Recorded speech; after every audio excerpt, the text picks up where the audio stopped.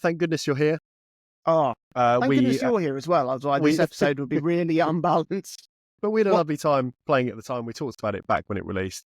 I've not played it since then. You know, I played it through. Georgia then immediately beat it herself pretty much straight after me. But I've been thinking about it frequently since then. Yeah. And I think that's the real marker of a game that makes it smart. Like, I've recently been rewatching This Country, which I think genuinely is one of my favourite comedy series since the original The Office. And so much of the humour... What is that? This Country? You definitely know it. Yeah, This Country with Daisy May Cooper and Charlie Cooper. Oh, yeah, I haven't seen it, but I know of it, yeah. It's excellent. But so much of the laugh out loud humour in that comes from the offhand acknowledgement... Can't say that word. Comes from the offhand acknowledgement of strange regional or national phenomena.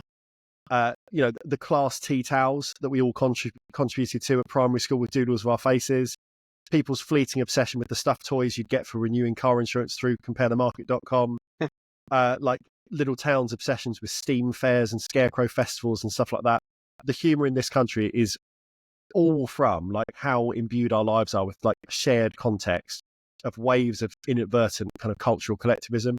And Thank Goodness You're Here is that concept writ large, but as a soft adventure game. And then as a little treat on top, just a little cup of surrealism trickled in the mix for good measure as well.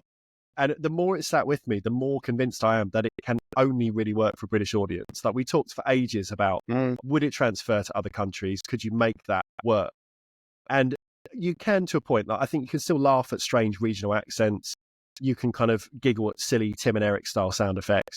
You'll pick up the odd sight gag or enjoy how traditional point and click style puzzles here have similar solutions to that which you would have seen in the 90s, but with much more truncated, almost linear solutions, despite their esoteric setups. But to truly get everything from this game, you need to call the UK, this miserable little island, your home.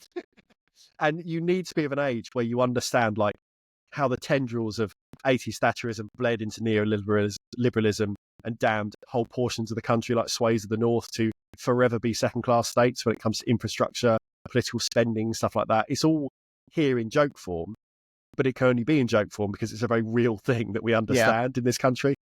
You need to have grown up as well, like watching comedy that runs the gamut from the wordplay of the thick of it, the pathos of The Office, the surrealism, the Mighty Boosh. Like, it's all in there in some form.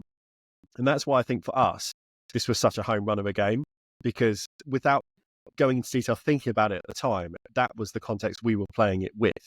And it's only like having those months onwards, really watching other stuff and thinking about other stuff and going, oh, well, that was kind of, that makes me think of that game again. And it just kept coming back across the year. And so, yeah, Americans, home run of a game. To make it more British, it's a proper boundary clearing, hit it for six style cricket swing. Its vision is just so focused and singular that I'm amazed it made it to market as pure and untarnished as it did. Like, I think it is a huge accomplishment.